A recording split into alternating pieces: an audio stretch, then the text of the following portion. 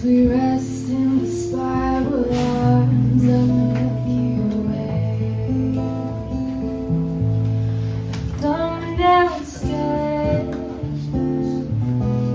a drop of rain, a sack of cells, the stream of time inside the rain. The size of things is hard to comprehend. We follow spring into summer, summer to fall again. A bit of bone, a lock of hair, a little carbon and water, only a moment here. I kiss your hand, you touch my face. The moon slips in through the window, heaven and earth embrace. We kiss goodnight, and there goes another day. As we rest in the spiral arms of the Milky Way. As we rest in the spiral arms of the Milky Way.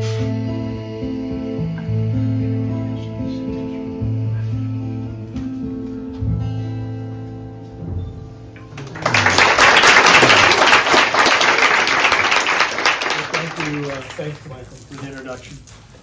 And thanks to Cassie for the invitation to speak tonight. And thanks to Gallery Sir and Rohan and David for organizing all this. And thanks to all you for coming in. I really appreciate it. As Michael mentioned, tonight Jewel and I are going to discuss and demonstrate this fundamental connection between art and science. We're going to do that with my images and with Jewel's music. Now, as you heard, Jewel's an astrophysicist. She understands the complex physical phenomena of the universe, mostly mathematical. But for us, she's also an artist, and she's going to take that understanding and make it more accessible, maybe more impactful for us, so we can also feel like we're part of it as well. The song she just sang, Spiral Arms, I think it reminds us of our place in the Milky Way galaxy. We're on a planet that's orbiting a single star among probably between 200 and 400 billion stars that make up the Milky Way. What you see in this image, that's what we call the Milky Way, right? But what we're looking at, the Milky Way galaxy, like a lot of galaxies, is a disk of 400 billion stars. And we're in one of the stars, circling one of the stars, our sun. If we looked up or down through the disk, we would see a lot of stars. But if we look across the disk, it gets a lot denser. And that's what we call the Milky Way in the night sky. That's what we're looking at. We're looking across, and you recognize this is Bixby, right? And if you guys went out there tonight, and it was clear, you'd see this around 11 o'clock tonight. That's the core of the Milky Way. You're looking at the center of the Milky Way. It's up tonight. I shot this picture last year. So, a lot of these images, they're kind of remarkable, aren't they? And you probably remember seeing them maybe in the 90s when Hubble started putting them out, and only a few years ago, people like me could start making them. But it seems like a fairly recent phenomenon to be able to make pictures like this of the cosmos. Because it turns out, this is Cassie, we're going to talk a little science. It turns out it's this kind of photography of the night sky has been going on actually a long time. It's actually one of the oldest kinds of photography. You go back 1840, can you see this? This is a picture of the moon taken by John Draper. Draper was a MD, and back then in 1839, there was a new kind of photography invented called daguerreotype. It's a polished copper plate. You put a photoactive emulsion on it, and you expose it directly to the light. And that's what he did. He exposed a daguerreotype plate to the end of his telescope and got this picture of the moon. This is the first astrophotograph. almost 200 years ago. It was one of the very first photographs, for that matter. So this has been going on a long time, and we're going to now follow this forward a bit. We're going to go back 40 more years. 1880. In 1880, that is Henry Draper. That's John's son, another MD who got into this early because his dad did it. And he was a really avid amateur astronomer. You're looking at him standing in his observatory. He built that telescope, and on the end, you see a big box. That's a box camera of his own design. It was the state of the art. He used glass plates with emulsion on them to take photographs. A lot more sensitive, but still not that sensitive. So he took the very first picture of a nebula, a cloud of gas and dust up in space. It's very dim, so you need a really long exposure to see it. And you can see it's not very good because, you know, what's going on? Well, our Earth is turning. The sky is moving, a long exposure gets smeared. But nonetheless, there it is, 1880, a long time ago. So we're still not to a place where we're thinking about making art, right? Let's go another 40 years forward. Now things have gotten a lot more sophisticated. The instrument you see in the center is the Hooker telescope. It's 100 tons. The primary mirror is 100 inches across. This is the biggest telescope on the planet from 1917 when it was built to almost 1950. It's down in Mount Wilson in Southern California. The man on the right there is Edwin Hubble, you know, from Hubble telescope fame. Wow. Edwin Hubble was a really notable astrophysicist even then, and still is obviously today. With this equipment, he took this picture. This is a picture of the Andromeda galaxy, one of the close galaxies to us. And it's with this picture and a lot of other data he collected that he was able to propose that we're not the only galaxy in the universe. We're one of billions. And it completely changed the way we think about, astronomers thought about things, but all of us think about things. This is a big deal. So now it's 1923. He's shooting celluloid film, right? That's what was popular back then, a lot more sensitive. And pretty good resolution, but still I'm not seeing art. Right? And plus, this is pretty, I don't, you know, Hooker telescope, who's going to get time on that? So you don't have a lot to work with here. So the real stat took another 70 years. And I bet you remember this. A lot of us are around for this. This is a picture from the Hubble Space Telescope. This was one of the first ones released, The Pillars of Creation. It's spectacular, it's just so dramatic. It shows a star chamber in the Eagle Nebula. So two big steps forward happen in the technology. First, you have a telescope orbiting the planet, so you're not taking a picture through that big bunch of atmosphere, right? That makes things a lot better. And that's a big telescope, by the way. It's almost as big as the Hooker. It's like got a mirror that's almost 90 inches. But the other big deal is you're orbiting, the telescope orbiting, you can't run up there and change the film, right? So you got to do something else. And so one of the very first digital cameras that was very capable was on board this. It's called a CCD camera, charge coupled device camera. Very capable one, and some great filters. And look, it made an image like this, just remarkable. Just absolutely remarkable. So I, like a lot of people, was just absolutely stunned by this image. It was, as a filmmaker too, so I have a filmmaking background, so I'm making films about this time. I'm thinking, man, if I can get images like this, we can tell some amazing stories. But this is pretty exotic stuff. And it wasn't ready.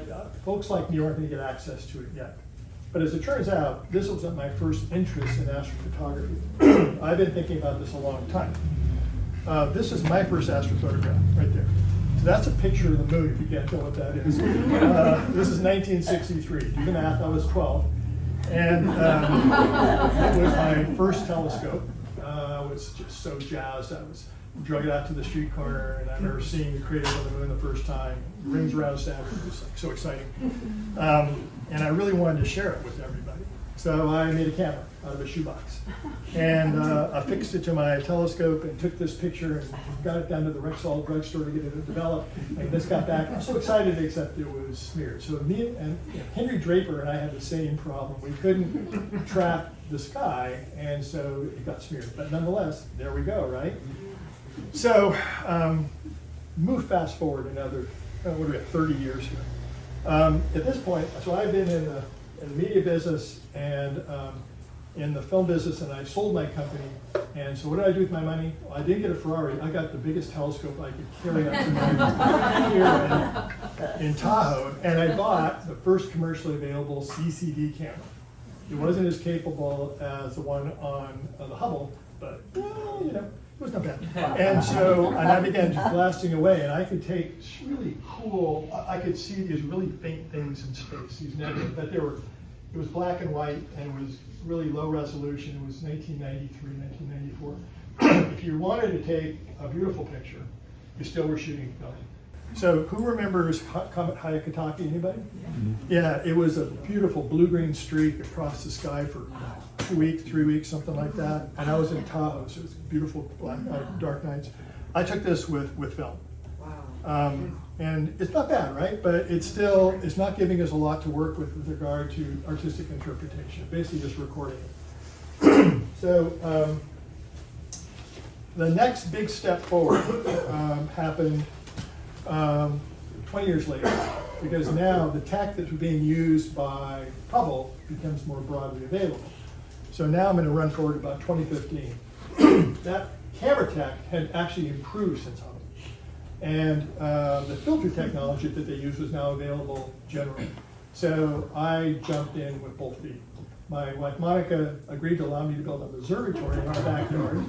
And it's right here, about 5 miles from here, just at the base of Jack's Peak is where we live.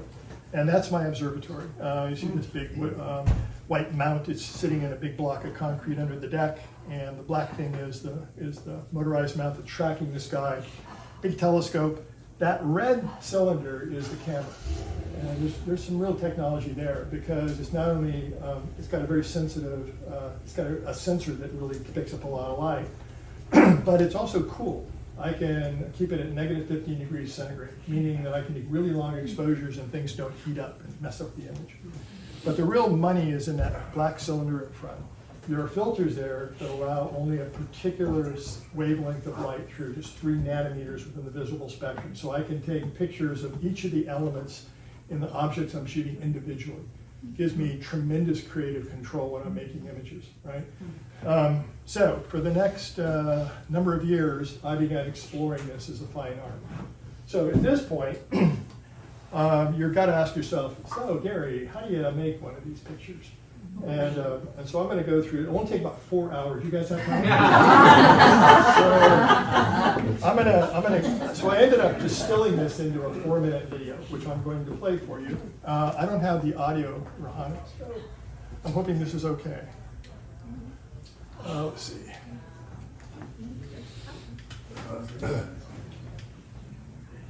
Just hoping the sound is right.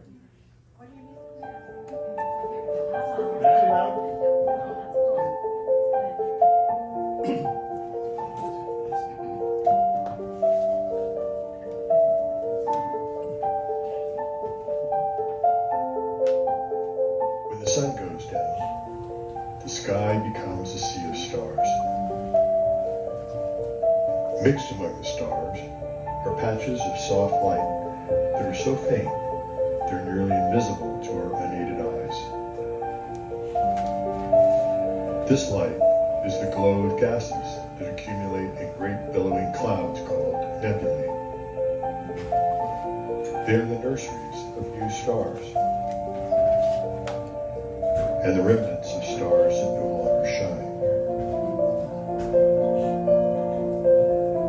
This faint light is ancient and tells the stories of our galaxy. To visualize this ancient light requires a special type of photography called astrophotography.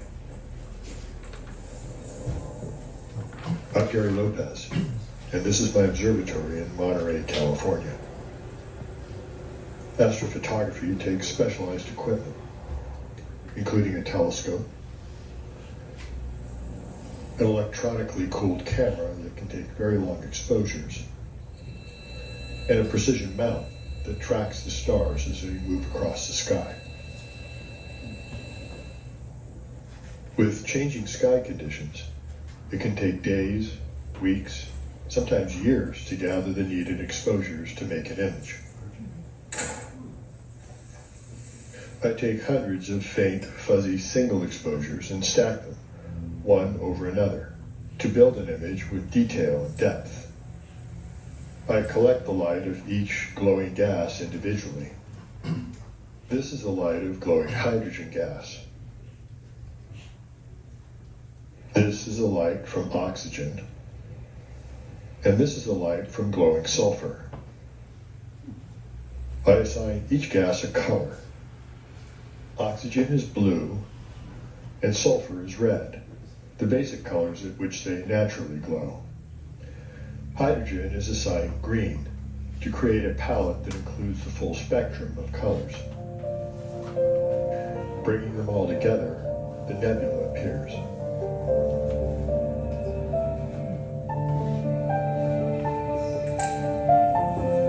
My goal in making astrophotographs is to create images that are beautiful and dramatic. I spent a lot of time experimenting with printing techniques and materials, striving to find approaches that capture the emotional impact of my images.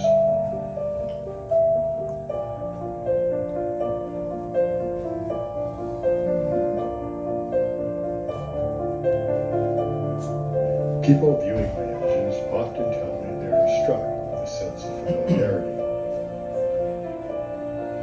a connection they can feel but they can't explain. Since most of the atoms that make up our bodies were created in the fires of the stars, I've wondered if the feeling of connection is somehow an innate association with these places. Because like the planets and the stars, we are part of the universe. Perhaps my images are familiar because they are pictures of home.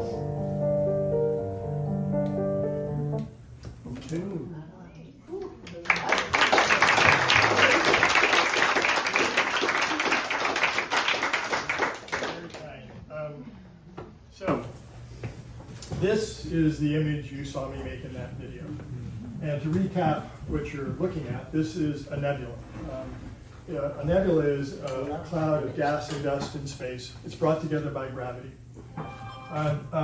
It includes a variety of different gases that glow different colors, really faintly. So the reds and oranges you see in this image, and that, go forward. And that image is glowing sulfur and hydrogen gas, whereas the blue-green is glowing oxygen gas. All the blue dots you see in there are relatively recently ignited stars, young stars, and the orange dots are older stars. You see a lot of stars in there because nebula here in our galaxy and everywhere are the place where stars are made. They're created in nebula. That's why that's one of the reasons they're important. The other thing to know about this is how old the light is. This light is 2,600 years old. This nebula is 2,600 light years away, meaning it took 2,600 years for the light, when it was created, to reach my camera. So when the Greeks were beginning to decorate pottery, that's when this light was created. And so you're kind of looking back in time, right? But additionally, it's big. So if we were in a rocket ship traveling at the speed of light, which is fast, we're going to from here and go to the top of that image and take about 100 years. So you're looking at this enormous place. Now tonight, this thing's up actually. Tonight, and about 45 degrees up at about 1 o'clock at night, the nebula is coming by in the sky here in Monterey. The other thing I wanted to talk about is how about the art side of this? When this started to come together for me, I began taking the images, rather the exposure for this image, and I had a composition in mind. But astrophotography is unusual in so much as you can plan all you want, but the sky and the conditions really dictate what you're going to get. And my composition moved as this started to come together. And I saw this as I thought had a good, I like the balance, I like the movements, where there's a narrative flow to this that I like. But the big deal for me was here in the center.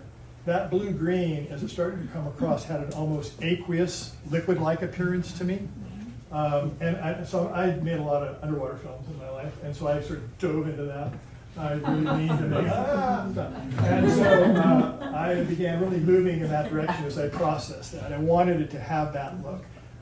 What I had envisioned as this came together was almost like a tropical sea kind of floating in the stars.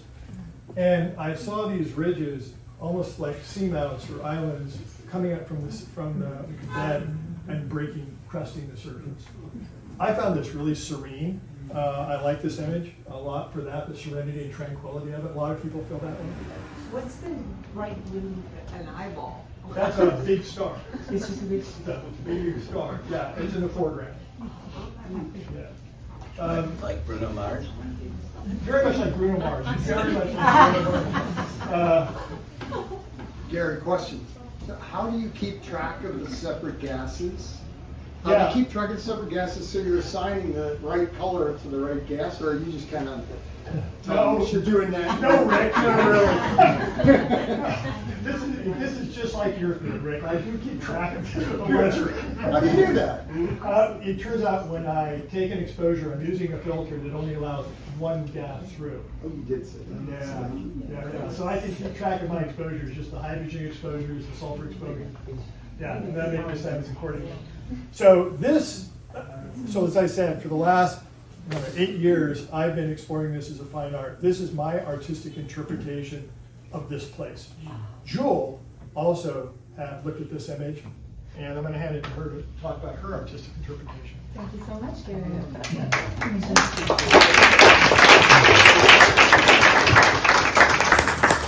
So, as Gary mentioned, some of the first photographs that were ever created had astronomical objects as their subjects. And similarly, some of the first songs ever known to mankind, at least that we know of or have record of, were of cosmic imagery and cosmic themes. So, the oldest book of hymns in existence is the Rig Veda, a sacred text in Hinduism that was passed down orally for thousands of years and is full of cosmological symbolism and these philosophical musings on our place in creation. And so many thousands of years passed during which these were being passed down orally that those hymns are actually older than the light you're seeing in that image. The Rig Veda is tentatively dated to be 3,500 years old.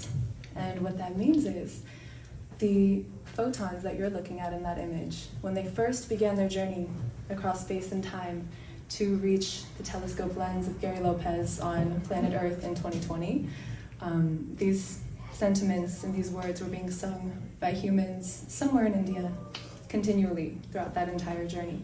So for this next song, I rearranged the words of the English translation of the Rig Vedic hymn of creation, the Nasadiya Sukta. And hopefully, while you are looking back in time with Gary's beautiful images, this will give you the experience of listening back in time as well.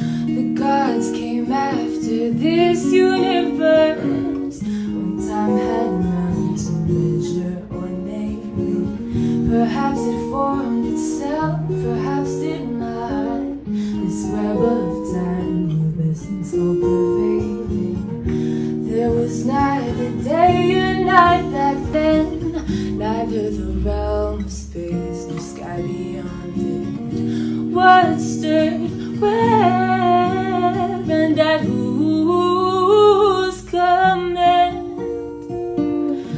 There was neither non-existence nor existence then.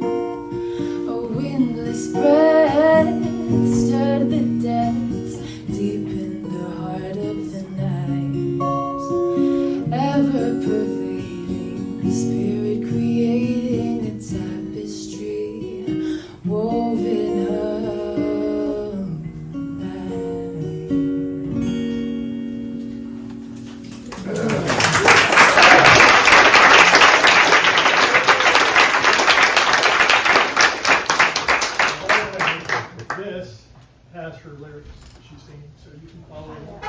Forgot to mention that, yes. Lyrics are on the pathway. Thank you. So let's move forward on the images here. This is a flaming star nebula. It's a nebula much like the one you saw, but you can see it's very different, isn't it? When I saw this, I found it to be more frenetic, energetic, chaotic almost. And as I began putting the image together, I thought, this is pretty early on as I was doing this. I thought this might be a chance for me to really try to apply some of the fine art photography techniques to astrophotography. This might be a good candidate for that. Because think about this. Fine art photography has been around for at least 100 years. And yet, the ability to apply it here has only been about a decade. I mean, NASA did it, but they're not doing it for that purpose. Having artists really jump into it has only been about a decade. So almost everything I tried, never had tried it before. In this image, for me, what was particularly, see it's there and it's over there as well, was impactful was that star.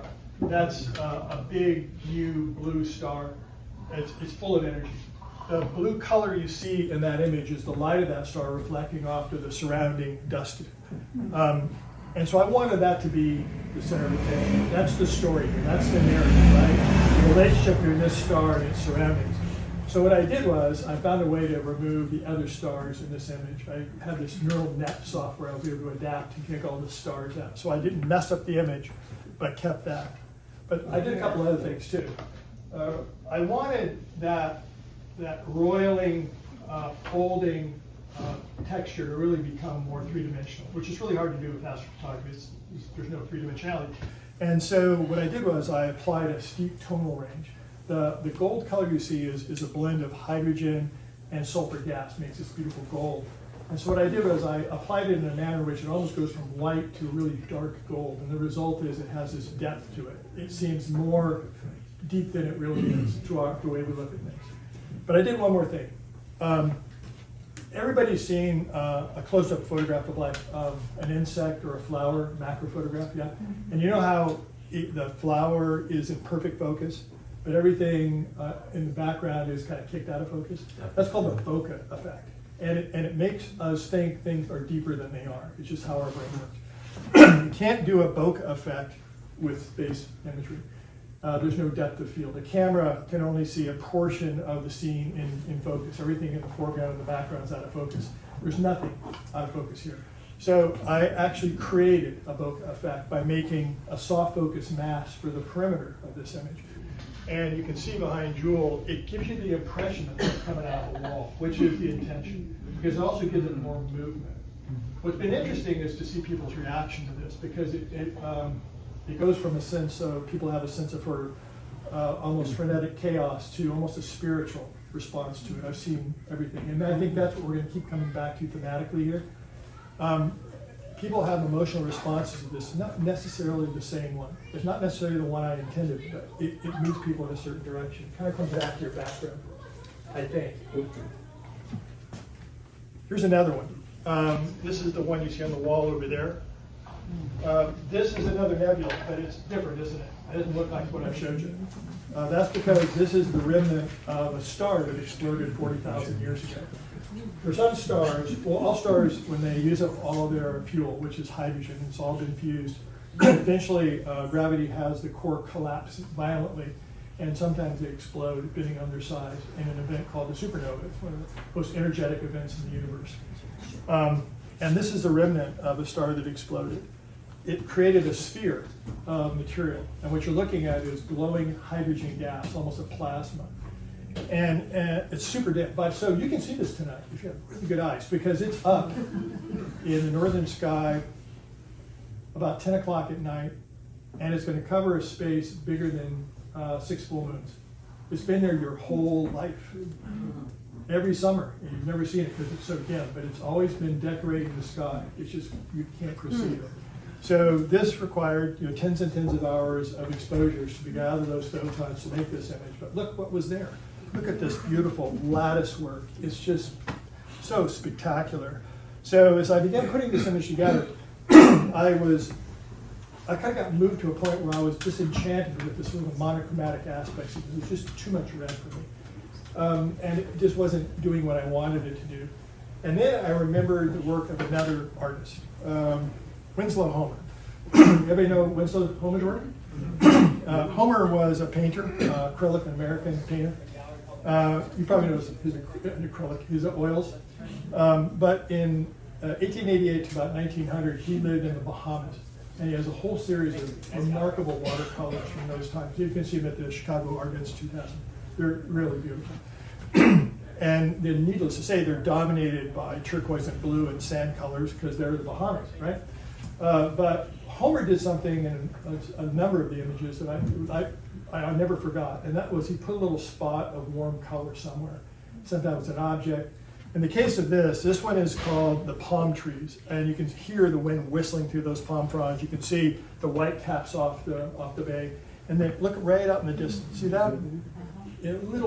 A storm, bright red storm flag, way off in the distance, top. You can almost hear the wind coming through it. If you put your finger over that and look at that image, the blues don't look as blue, do they? And there's nothing about that red spot that makes it look more vibrant. So I stole that, and that I inverted it. So that blue star is the center of my composition. I even put it where Winslow Homer put it. Right? Come up with a new idea, Gary. And so, but you can see what it does. It makes those reds look more vivid. If you put your finger over it, take it away. Yeah, it almost glows. And I will tell you, and it also is one of the images I put on watercolor paper, which we'll talk about more. It just has this vibrance. It almost comes out of the wall. I just love the way it looks. So, I've been alluding, I think I've said it several times, that nebulas are like this are important because they're where stars are made, right? And this is an example of one of those. This is called the Rosette Nebula. The Rosette is one of the closest star-forming regions to our planet. And in this image, and you can think of it almost as like a star nursery, right? In this image, you can almost see the process. See those dark snaking channels? See it up there too? Those are star chambers. It's where gravity has compressed the material so intensely that the temperature rose. And the temperature rose to a point where fusion was initiated and a star is ignited. So the blue dots in the center of these images, those are brand new stars. Well, brand new, those are new stars. And the reason you see that open area in the center of the nebula is because when a star ignites, it releases this huge pulse of energy, a solar wind that blows everything else away. So it makes that open space. So why do I care so much about stars? Why does Jewel talk about stars? Yeah. It's because everything you know came from a star. The mountains, the trees, the ocean, all of us, the food on the back plate, that all came from a star because stars are where all the atoms that make us came from. They were started in a star. We wouldn't be here without a star. We are connected to the universe through stars. The universe isn't out there, it's in here. We are the result of stars. When I make these images, my intention is to help all of us feel connected to that. That's the point of it. We all do it in our own way. But the whole hope is that you feel a tighter connection to really what's home for you. It's the universe, the cosmos. And we haven't been able to see it until now, right? Put it in the hands of an artist to give you a new emotional connection to it. But this has been going on a while. There have been artists that have been giving us connections to the cosmos for over 1,000 years. And Jewel's going to talk about that. Thank you, Gary. So, as Gary was just telling us and showing us, one of the things that makes his work so exciting is that it blends cutting-edge technology and science with these tried and true fine art techniques that enhance the aesthetic beauty and the emotional impact of these images and really connect us to what we're seeing. And while he's the first to accomplish this on such a grand and, literally cosmic scale, with access to the most precise astronomical data we are able to measure, he is also the latest in a very long line of astronomers who have used art as a vehicle to express the really deep and profound emotions that they feel when looking up at the sky and wondering about our place in it. So, as he was alluding to, there was a really, truly great example of this in the Persian astronomer poet Omar Khayyam, who lived during the 11th century and is credited with the creation of an updated version of the Persian calendar, which I think is still in use today in one form or another, but also with the creation of truly beautiful poetry and these verses that were compiled and translated in the mid-19th century by a man named Edward Fitzgerald into the Rubaiyat. And when I first looked at Gary's image of the Rosette Nebula, this perfect cosmic bloom, it really evoked in my mind the words of Quatrain 14 of the Rubaiyat that speak of this rose shedding its petals onto the floor of the garden. And it's really, if you think about it, exactly the same thing that is happening with these stars. As they grow here, they will explode and scatter all of their elements into our cosmic garden, eventually seeding the birth of new stars and eventually life, as everyone in this room is testament to. So, before I sing this song, I would just like to read Quatrain 14 of the Rubaiyat.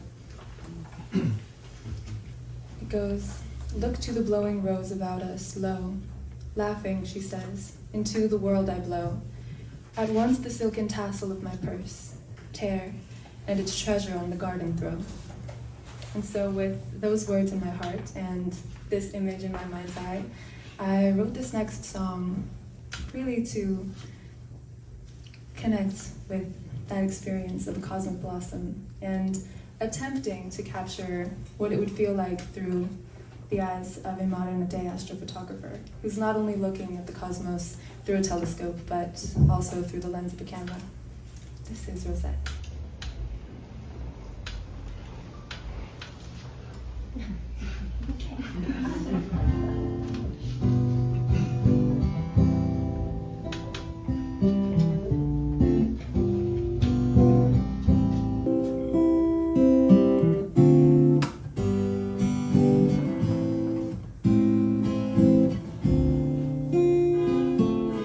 That's part of the song, you know. How strange that a shudder on my side briefly lifts the veil of night.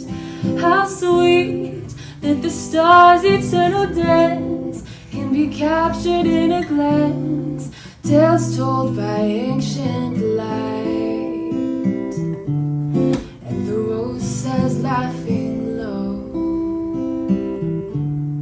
down into this world I blow, torn like the tassel of my purse from an old forgotten verse, treasure on the garden throne. Oh, that rose is a night blooming flower that unfolds in the wake of each hour, trailing its scent down to earth, till the dawn comes to herald its rebirth.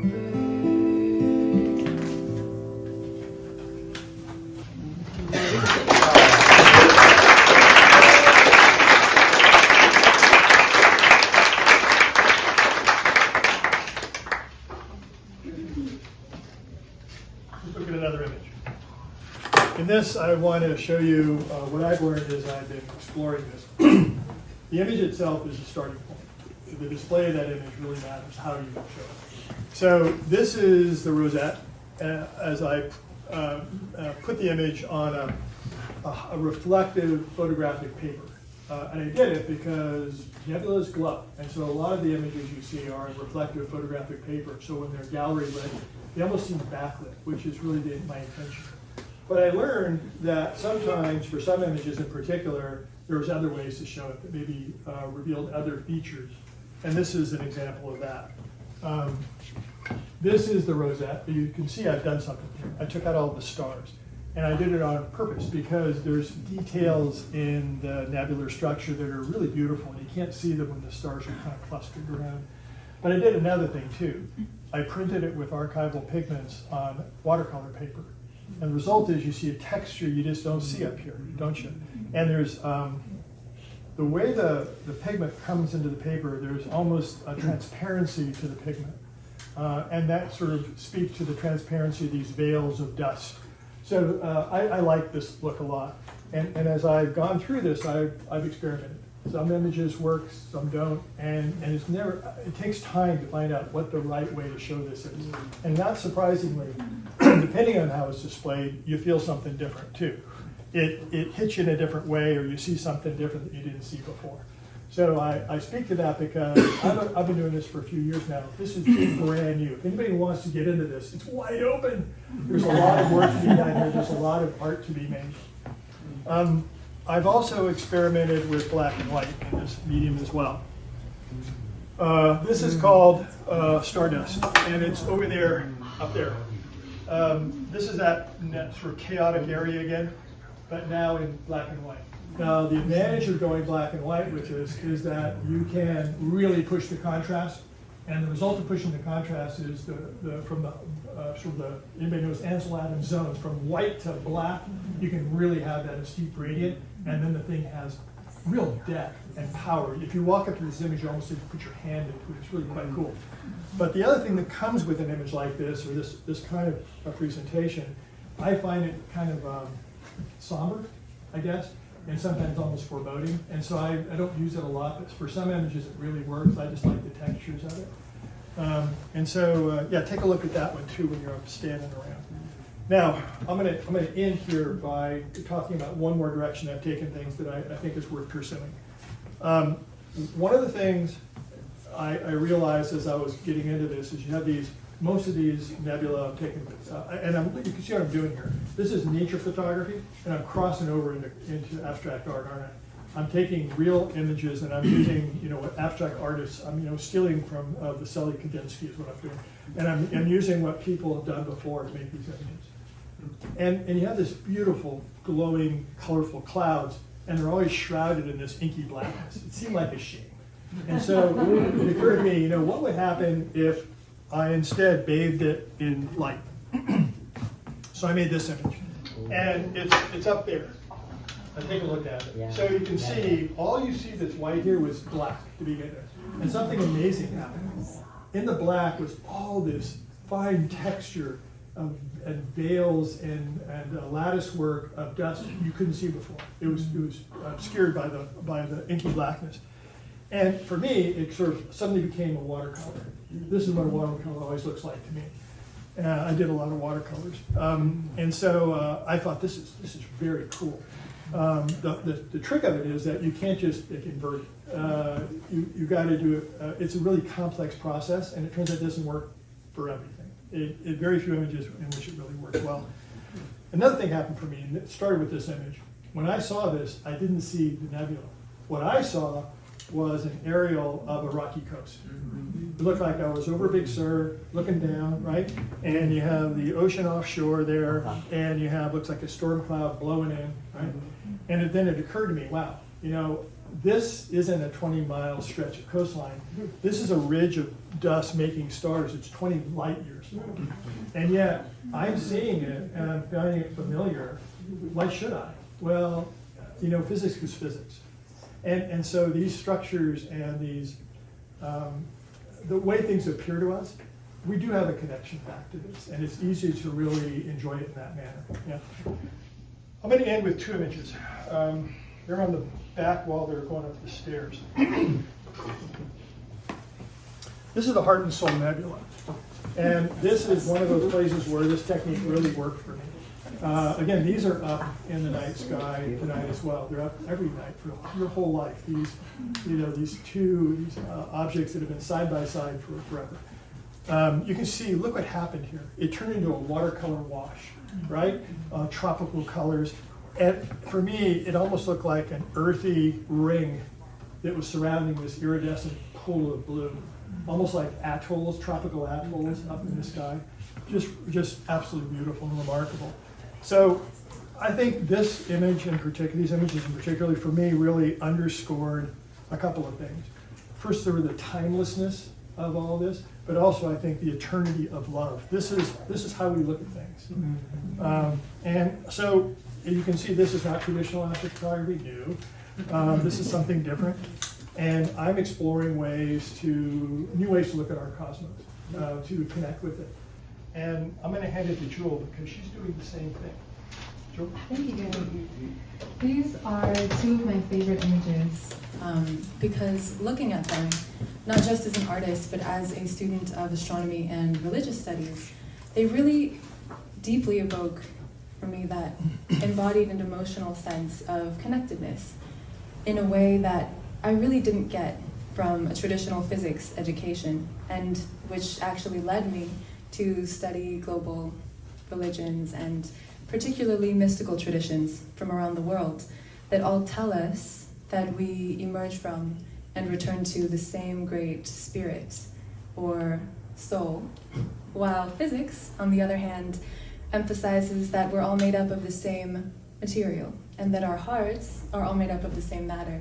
So I just think that these two images of Gary's really beautifully blend both the physical and spiritual sensibilities in a Hyros Gamos.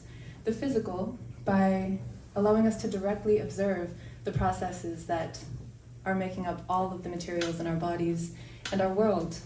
And the spiritual, as Gary mentioned, by just evoking that eternity of love and really bringing our minds to this infinite journey of evolution that we are on, not just as individuals in an isolated human community, but as an interconnected and integrated universal system.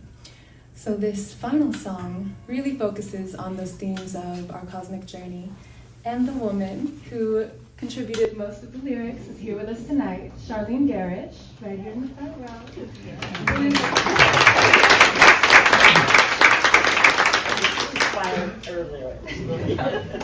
Who's an incredible watercolor artist, and you should definitely go check out her work if you haven't before. But she was kind enough to send me her astronomical poetry, and I selected lyrics and images and wove them into this next song. And I'm also going to call up another incredible artist, Julie Kapili, my mother.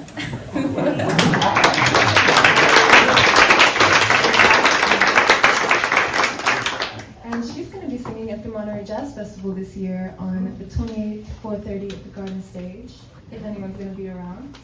And this next song we're going to be singing, yeah. Oh, and maybe get closer.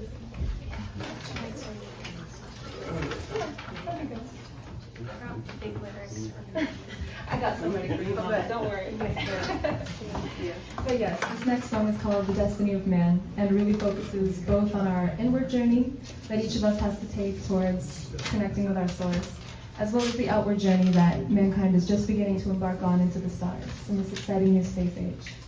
So, The Destiny of Man.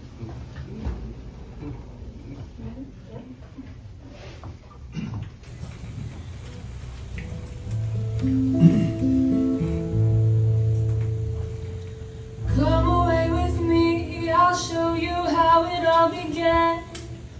This universal song that spells the destiny of man, where gravity provides the spark that moves the planets through their graceful arc. And so we set our course along the highway in the night, traveling into the unknown, illumined by a distant light that calls to me across this cosmic sea of infinite surprise. 1,000 galaxies unfolding right before my very eyes, searching through all space and time. We seek the truth, but all we find is eternal mystery. Don't you understand? It's not erase the destiny of man. Far away, perhaps one day we'll walk along the shore, leaving our footsteps in an unknown place we've never been before, and see that this is how it all began, like grains of sand along this cosmic shore. We drift forevermore.